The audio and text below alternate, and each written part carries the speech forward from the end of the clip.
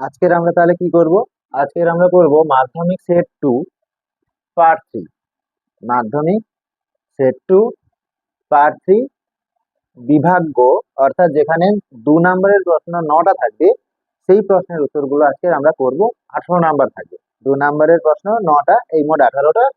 Set 2 part 3, part 1 part 2 আগে আছে, সেগুলো ভিডিওগুলো তোমরা দেখে নেবে। আর এই যে যে প্রশ্নটা সেট আমি করাচ্ছি, সেই প্রশ্নটা ডেসক্রিপশনে লিংক দেওয়া আছে, সেখান থেকে তোমরা আগে ডাউনলোড করে আগে নিজেরা পরীক্ষা দেবে, প্র্যাকটিস করবে, তারপরে আমাদের ভিডিওটা দেখে নেবে। কোথায় কত তুমি ভুল হচ্ছে, কোথায় কত তুমি পাচ্ছ, সেই নাম্বারগুলো নিজেরাই চেক করে নিতে পারবে। তাহলে সেট 2 এর পার্ট 3 আজকের আমরা করছি। চলো বেশ দেরি করবো না, শুরু করি। 3-এর দাগের কোশ্চেনগুলো আমরা আজকে আলোচনা করবো। 3-এর মানব স্বাস্থ্য ও পরিবেশের উপর ওজোন স্তরের ক্ষয়ের ক্ষতিকর প্রভাব। মানব স্বাস্থ্য ও পরিবেশের উপর ওজোন স্তর ক্ষয়ের ক্ষতিকারক প্রভাব লিখতে বলেছে। তো মানব স্বাস্থ্যের উপরে ক্ষতিকর প্রভাব কি? মানব স্বাস্থ্য এর ক্ষতিকর প্রভাব হচ্ছে এই অতিবেগুনি রশ্মি যখন ওজোন স্তর যখন ক্ষয়ের পরে, অতিবেগুনি রশ্মি যখন পৃথিবীতে এসে মানুষের ত্বকে পড়বে, তখন মানুষের ত্বক ক্যান্সার হওয়ার সম্ভাবনা থাকে। ত্বক ক্যান্সার, আরো অনেক আছে, একটা করে লিখছি। ত্বক ক্যান্সার হতে পারে। এটা মানব স্বাস্থ্যের উপরে। পরিবেশের উপরে কি? পরিবেশের উপরে কি ক্ষতিকর প্রভাব? মানব স্বাস্থ্যের উপরে একটা হলো, পরিবেশের উপরে একটা। পরিবেশের উপর কি না, অতিবেগুনি রশ্মি ভূপৃষ্ঠে যখন আপতিত হবে, তখন সে ভূপৃষ্ঠের উষ্ণতা বাড়িয়ে দেবে। ভূপৃষ্ঠের উষ্ণতা বাড়িয়ে দিলে কি হবে? মেরু অঞ্চলে যে বরফগুলো রয়েছে, সেই বরফগুলো গলতে শুরু করবে। বরফ গললে সেটা জলে পরিণত হয়ে সমুদ্রের জলতল বৃদ্ধি পাবে। সমুদ্রের সমুদ্রের জলতল বৃদ্ধি পাবে। বৃদ্ধি পাবে। এই হচ্ছে আমাদের মানব স্বাস্থ্য ও পরিবেশের উপর তার ক্ষতিকর প্রভাব। এখানে অথবাতে একটা প্রশ্ন রয়েছে। অথবাতে কি প্রশ্ন রয়েছে? অতিবেগুনি রশ্মির প্রভাবে ওজোন স্তর সৃষ্টি ও ধ্বংসের রাসায়নিক বিক্রিয়া আলোচনা করতে বলেছে।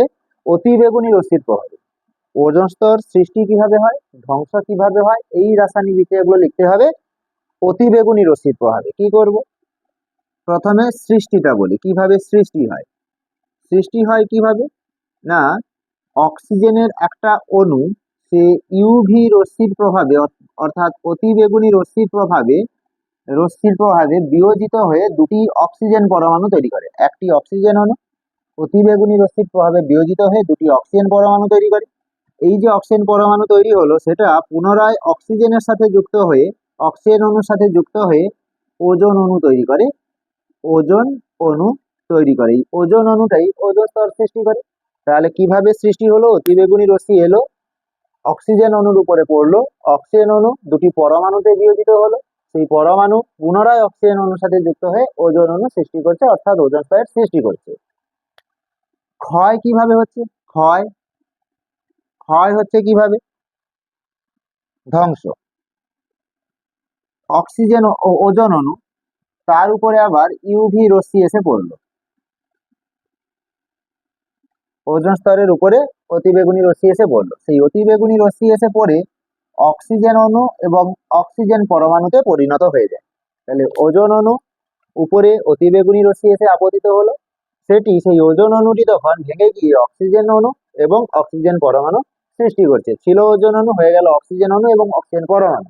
তাহলে এক্ষেত্রে ওজোন স্তরের কি হলো? ক্ষয় হলো। এই হচ্ছে সৃষ্টির বিক্রিয়া, এই হচ্ছে ক্ষয় বা ধ্বংসের বিক্রিয়া। 2 নম্বর প্রশ্ন কি বলছে? 3-এর 2। 3-এর 2-তে বলা হচ্ছে আদর্শ গ্যাস কাকে বলে না, যে সকল gas PV equals to nRT সমীকরণ মেনে চলে, সেই সকল গ্যাসগুলোকে আদর্শ গ্যাস বলে। যে সকল গ্যাস পিভি সমান এনআরটি সমীকরণ মেনে চলে, তাদের আদর্শ গ্যাস বলে। এর সঙ্গে বাস্তব গ্যাসের পার্থক্য কি? আদর্শ গ্যাস এবং বাস্তব গ্যাসের যে পার্থক্য, না আদর্শ গ্যাস কি হয়? আদর্শ গ্যাস পিভি সমান এনআরটি মেনে চলে, বাস্তব গ্যাস পিভি সমান এনআরটি মেনে চলবে না। আবার আর কি হয়? বাস্তব গ্যাসের অণুগুলির মধ্যে আকর্ষণ বল ক্রিয়া করে, আদর্শ গ্যাসের অণুগুলির মধ্যে আকর্ষণ বল ক্রিয়া করে না। এটা কিন্তু আরেকটা পার্থক্য। তাহলে দুটি পার্থক্য, একটি পার্থক্য লিখতে বলা আছে, তো সেখানে আমরা দুটি পার্থক্য কি কি বলছি, যে আদর্শ গ্যাস পিভি সমান এনআরটি সমীকরণ মেনে চলে, বাস্তব গ্যাস পিভি সমান এনআরটি সমীকরণ মেনে চলে না। আদর্শ গ্যাসের অণুগুলির মধ্যে কোন রকম আকর্ষণ বল নেই, বাস্তব গ্যাসের অণুগুলির মধ্যে আকর্ষণ বল আছে। এই হচ্ছে আমাদের উত্তর 3-2। 3-3 কি বলছে, 3-3 প্রশ্ন। আচ্ছা, চিত্র সহ কোন ধর্মকে কাজে লাগিয়ে কোন লেন্সকে বিবর্ধক কাঁচ হিসেবে ব্যবহার করা হয় তা ব্যাখ্যা করতে হবে।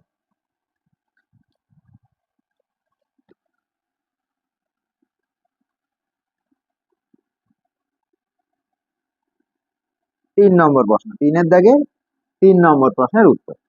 3 নম্বর প্রশ্ন কি বলছে, 3 নম্বর প্রশ্ন বলছে যে চিত্র সহ কোন ধর্মকে কাজে লাগিয়ে কোন লেন্সকে বিবর্ধক কাঁচ হিসেবে ব্যবহার করা হয়। কোন ধর্মকে কাজে লাগিয়ে কোন লেন্সকে বিবর্ধক কাঁচ, আচ্ছা বিবর্ধক কাঁচ হিসেবে আগে কাকে ব্যবহার করা হয়, বিবর্ধক কাঁচ হিসেবে কোন লেন্সকে ব্যবহার করা হয়, না উত্তল লেন্সকে ব্যবহার করা হয়, উত্তল লেন্স।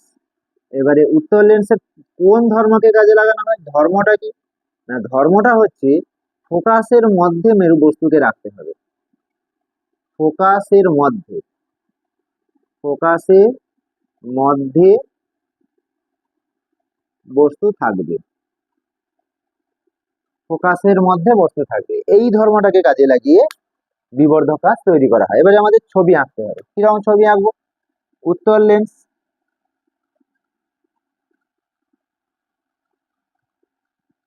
প্রিন্সিপাল অ্যাক্সিস অর্থাৎ প্রধান অক্ষ,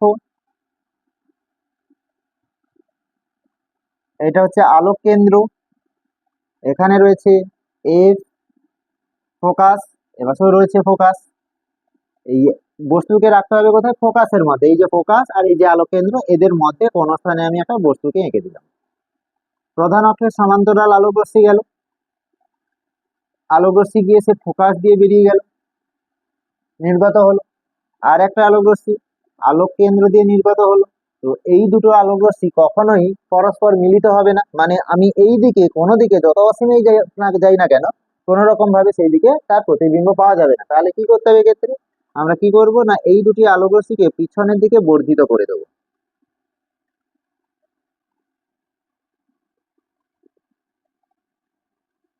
পিছনের দিকে বর্ধিত করে দিচ্ছি, যেখানে মিলছে সেই জায়গায় প্রতিবিম্ব তৈরি হয়েছে।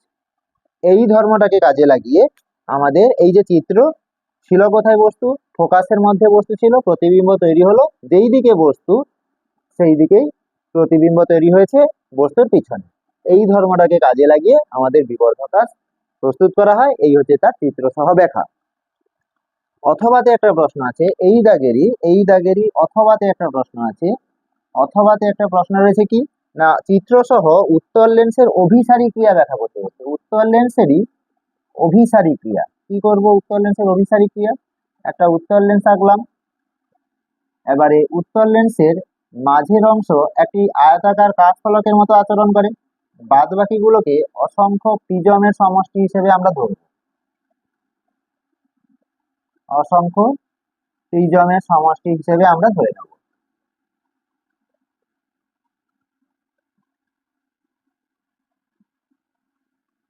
উপরের দিকেও সেম একইভাবে,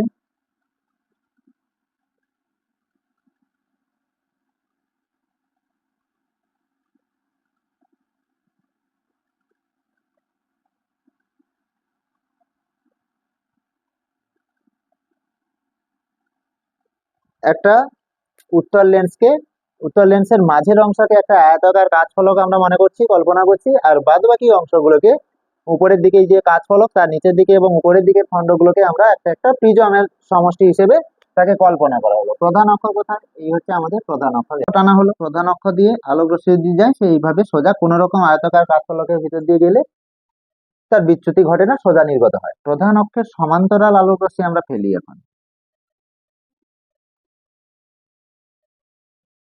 সমান্তরাল আলোক রশ্মি ফেলা হলো। সমান্তরাল আলোক রশ্মি এগুলো একটা একটা প্রিজমে ধরা আছে। এখন প্রিজমের বাইরের প্রিজমের চারধার কম ঘনত্বযুক্ত অঞ্চল, প্রিজমটা যেহেতু কাঁচ, সেটা বেশি ঘনত্বযুক্ত অঞ্চল। তাহলে কম ঘনত্ব থেকে বেশি ঘনত্ব, তারপরে বেশি ঘনত্ব থেকে যখন কম ঘনত্বে বেরোবে তখন হচ্ছে ভূমির দিকে বেঁকে যায়, ভূমির দিকে বেঁকে যায়। এই গেল, এই একটা রশ্মি ভূমির দিকে বেঁকে গেল। পরের আলোক রশ্মি যদি আমরা সমান্তরাল ভাবে ফেলি, তাহলে সেক্ষেত্রে কি হবে, ভূমির দিকে বেঁকে যাবে। পরেরটার ক্ষেত্রেও যদি আমরা দেখি সমান্তরাল ভাবে আলোক রশ্মি ফেলি, তা প্রিজমের ভূমির দিকে বেঁকে যাবে। তারপরে এখানেও যদি আমরা দেখি এবারে প্রিজমের ভূমি কোন দিকে, উপরের দিকে, সেই ভূমির দিকে বেঁকে যাবে। পরেরটা সমান্তরাল ভাবে ফেললে সেও ঠিক ভূমির দিকে বেঁকে যাবে। তাহলে যত আলোক রশ্মি প্রধান অক্ষের সমান্তরাল ভাবে প্রিজমগুলোর উপরে গিয়ে আপতিত হবে, তখন সমস্ত আলোক রশ্মি বেঁকে গিয়ে ভূমির দিকে গিয়ে বেঁকে যাবে। এবারে ভূমির দিকে বেঁকে গিয়ে প্রধান অক্ষের উপর একটি নির্দিষ্ট বিন্দুতে মিলিত হবে। যখন একটি নির্দিষ্ট বিন্দুতে অসংখ্য আলোক রশ্মি মিলিত হয়, তখন সেটাকে বলা হয় অভিসারী আলোক রশ্মি গুচ্ছ। অর্থাৎ এখানে এই যে উত্তল লেন্স, সেটা অভিসারী ধর্ম দেখাচ্ছে, অভিসারী আলোক রশ্মিতে পরিণত হচ্ছে। তাহলে উত্তল লেন্স অভিসারী ধর্মটাকে দেখাচ্ছে। এই গেল হচ্ছে আমাদের চিত্র সহ উত্তল লেন্সের অভিসারী ক্রিয়া। এরপরে 3-4, 4 নম্বর কোশ্চেন। 3-4 কি বলছে? 3-4 বলছে ফিউজ তার কি না, ফিউজ তার হলো টিন ও সীসার তৈরি একটি সংকর ধাতু। টিন টিন ও সীসার তৈরি সংকর ধাতু। বৈশিষ্ট্য কি? এর বৈশিষ্ট্য হচ্ছে উচ্চ রোধাঙ্ক আর নিম্ন গলনাঙ্ক। ফিউজ তারের বৈশিষ্ট্য উচ্চ রোধাঙ্ক, নিম্ন গলনাঙ্ক। এরপরে নাইট্রোজেন অণুর গঠন চিত্র অঙ্কন করে এর মধ্যে কোন জাতীয় বন্ধন আছে তা দেখাতে হবে। নাইট্রোজেন অণুর গঠন আঁকতে হবে, গঠন চিত্র অঙ্কন করতে হবে, এবং তার মধ্যে কোন বন্ধন আছে, অর্থাৎ আয়নীয় বন্ধন নাকি সমযোজী বন্ধন, সেইগুলো আছে আমাদেরকে দেখতে হবে। তাহলে নাইট্রোজেন আমাকে অনুনাদের সংকেত, গঠন সংকেত আঁকতে হবে। নাইট্রোজেনের পারমাণবিক সংখ্যা কত হয়? নাইট্রোজেনের পারমাণবিক সংখ্যা হয় 7। তাহলে নাইট্রোজেন 3-5, 3-5। নাইট্রোজেনের পারমাণবিক সংখ্যা হচ্ছে 7, ইলেকট্রন বিন্যাস করলে কত হয়? 2-5। এখন নাইট্রোজেন অণুর সংকেত কি? N2।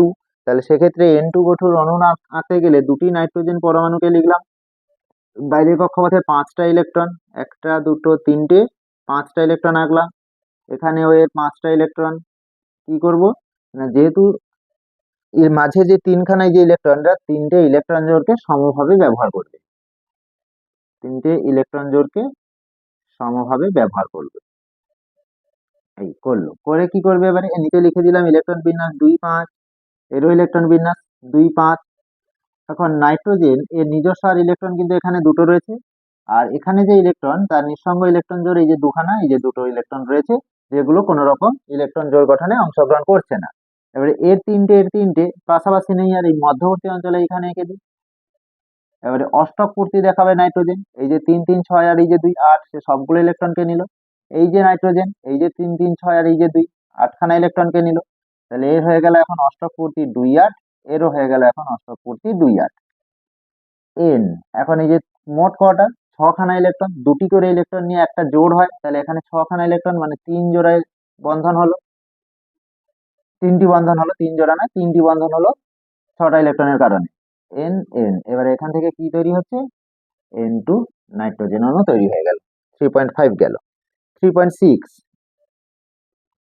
3-6টা গলনাঙ্ক ও দ্রাব্যতার উপর ভিত্তি করে ন্যাপথালিন এবং সোডিয়াম ক্লোরাইডের পার্থক্য লিখতে হবে। গলনাঙ্ক ও দ্রাব্যতা। গলনাঙ্ক ন্যাপথালিন, আচ্ছা ন্যাপথালিন মানে এই যে ন্যাপথালিন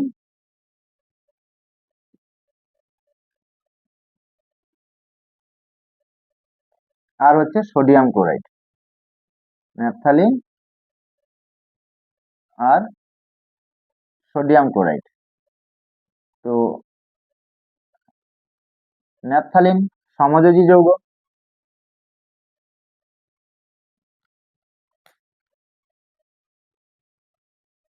ন্যাপথালিন সমযোজী যৌগ, সোডিয়াম ক্লোরাইড আয়নীয় যৌগ। তাহলে গলনাঙ্ক কি হবে?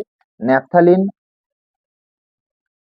জৈব দ্রাবকে দ্রবীভূত, গলনাঙ্ক বলেছে। গলনাঙ্ক মানে ন্যাপথালিনের গলনাঙ্ক নিম্ন, গলনাঙ্ক নিম্ন। সোডিয়াম ক্লোরাইডের গলনাঙ্ক, গলনাঙ্ক উচ্চ। দ্রাব্যতা কি? এর দ্রাব্যতা, দ্রাব্য হবে কিসে? জৈব দ্রাবকে, জৈব দ্রাবকে। আর এ কি? এ দ্রবীভূত হবে বা দ্রাব্যতা এ অজৈব দ্রাবকে, অজৈব দ্রাবকে দ্রবীভূত হয়। এর অথবাতে একটা প্রশ্ন রয়েছে, 3-6 অথবাতে একটা প্রশ্ন রয়েছে, অথবা, এই প্রশ্নটারই অথবাতে কি প্রশ্ন রয়েছে? এ ও বি এর পারমাণবিক সংখ্যা 17-12। আচ্ছা, উপরে করেছি। অথবা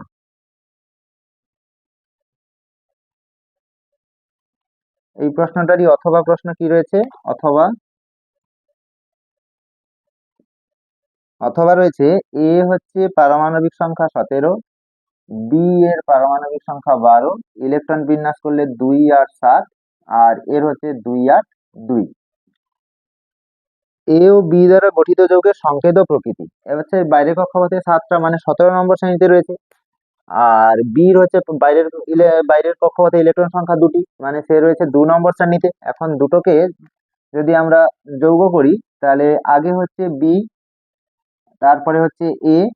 বির যোজ্যতা বাইরের কক্ষপথে 2 বলে সেটা এর কাছে চলে এলো, যোজ্যতার আদান প্রদান পাল্টাপাল্টি করে দিতে হয়। আর এর হচ্ছে বাইরের কক্ষপথে 7টা ইলেকট্রন, মানে যোজ্যতা 8-7 1, সেটা যাবে বি ঘাড়ে, বির কাছে চলে এলো। তাহলে সংকেত কি? Ba2। প্রকৃতি কেমন? ধাতু অধাতু রয়েছে, তার মানে আয়নীয় যৌগ। সংকেতটা হচ্ছে Ba2, এবং সেটা কি ধরনের যৌগ? আয়নীয় যৌগ, আয়নীয় যৌগের মধ্যে পড়ছে। 7 নম্বর, 3-7, 3-7 কি বলছে? 3-7, 1100 ডিগ্রি সেন্টিগ্রেড উষ্ণতায় ক্যালসিয়াম কার্বাইড, ক্যালসিয়াম কার্বাইড মানে CaC2, সঙ্গে নাইট্রোজেন, এর উপর দিয়ে নাইট্রোজেন গ্যাস চালনা করতে হবে। কত উষ্ণতা? 1100 ডিগ্রি সেন্টিগ্রেড উষ্ণতা। করলে কি হবে? CaNCN+C। তাহলে 1100 ডিগ্রি সেন্টিগ্রেড উষ্ণতায় উত্তপ্ত ক্যালসিয়াম কার্বাইড এর উপর দিয়ে নাইট্রোজেন গ্যাস চালনা করলে ক্যালসিয়াম সায়ানামাইড এবং কার্বনের একটি ধূসর বর্ণের মিশ্রণ তৈরি হয়, যা নাইট্রোলিন নামে পরিচিত। 3-8, 8 নম্বর কোশ্চেন।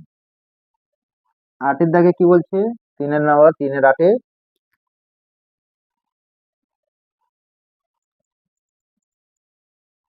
8-এ কি বলছে? কার্বন বিজারণ পদ্ধতির মূলনীতি সমীকরণ সহ লেখো। কার্বন বিজারণ পদ্ধতি, কার্বন বিজারণ পদ্ধতি। এই কার্বন বিজারণ পদ্ধতির মূলনীতি কি? না, যে ধাতুর কার্বন বিজারণ পদ্ধতিকে নিষ্কাশন করব, যে ধাতুর অক্সাইডকে, সেই ধাতুটার অক্সাইড আমি যদি এমটা ধরে নিই, একটা ধাতু, এমটা কি? এম হচ্ছে যে কোনো একটা ধাতু, ধাতু, তার মানে এমও হচ্ছে তার ধাতব অক্সাইড। সেখানে প্রথমে কোক চূর্ণ মেশাতে হবে। মেশালে কি হবে? এম ধাতু, ধাতুটা বেরিয়ে আসবে এবং কার্বন মনোক্সাইড তৈরি হবে, কার্বন মনোক্সাইড। পুনরায় কি হবে? সেই এমও পুনরায় কার্বন মনোক্সাইডের সাথে বিক্রিয়া করে এম ধাতু নির্গত হবে, সঙ্গে কার্বন ডাই অক্সাইড তৈরি হবে। এম ধাতু নির্গত হয়ে যাবে এবং সেই সঙ্গে কার্বন ডাই অক্সাইড গ্যাস নির্গত হবে। এই হচ্ছে তার কার্বন বিজারণ পদ্ধতির মূলনীতি। এখানে অথবাতে একটা প্রশ্ন রয়েছে, জিঙ্ক ব্লেন্ড, জিঙ্ক ব্লেন্ড অর্থাৎ ZNS। এই জিঙ্ক ব্লেন্ডটা জিঙ্কের খনিজ এবং আকরিক কেন? খনিজ কেন? কারণ এই যে জিঙ্ক ধাতুটা, সে সালফাইড মূলকের সাথে যুক্ত হয়ে যৌগের আকারে প্রকৃতিতে অবস্থান করছে। জিঙ্ক মৌল সালফাইড আকরিকে, সালফাইড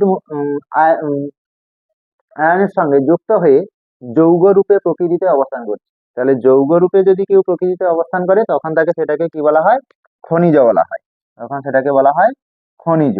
তাহলে ZNS কি হলো? যেহেতু এটা প্রকৃতিতে যৌগের আকারে অবস্থান করছে, সেই কারণে এটাকে খনিজ বলা হচ্ছে। এবারে আকরিক কেন? কারণ এই যে ZNS জিঙ্ক ব্লেন্ড, এখান থেকে খুব সহজে, খুব সহজে,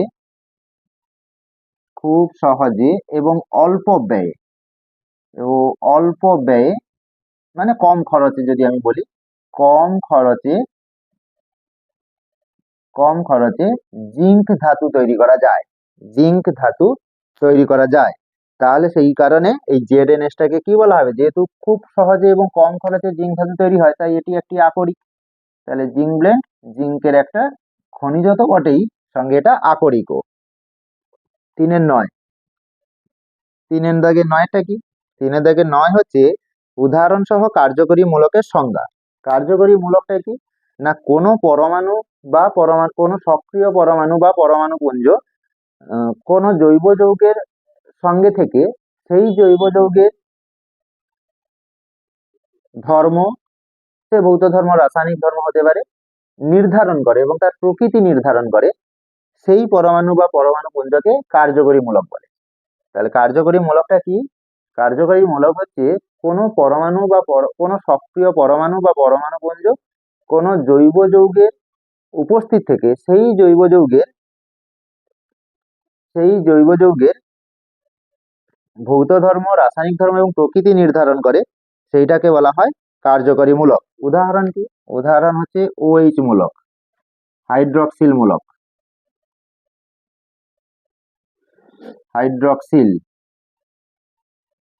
হাইড্রক্সিল মূলক হচ্ছে উদাহরণ।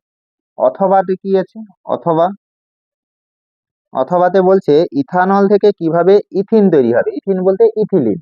কোথা থেকে? ইথানল থেকে কিভাবে ইথিন অর্থাৎ ইথিলিন তৈরি হবে। ইথানল কি? ইথানল হচ্ছে CH3CH2OH, এ হচ্ছে আমাদের ইথানল অর্থাৎ ইথাইল অ্যালকোহল। এতে যদি আমরা গাঢ় H2SO4 মেশাই, গাঢ় H2SO4 সঙ্গে 170°C যদি দিই, তাহলে সেখান থেকে C2H4 তৈরি হয়ে যাবে, অর্থাৎ ইথিন অর্থাৎ ইথিলিন তৈরি হবে। ইথিন। প্রশ্ন ছিল কিভাবে ইথানল থেকে ইথিন কিভাবে প্রস্তুত করবে, তাই ছিল। তো এই হচ্ছে গাঢ় H2SO4 মেশানো হলো, সঙ্গে 170°C উষ্ণতায় উত্তপ্ত করতে ইথানল থেকে ইথিলিন বা ইথিন প্রস্তুত হয়ে গেল।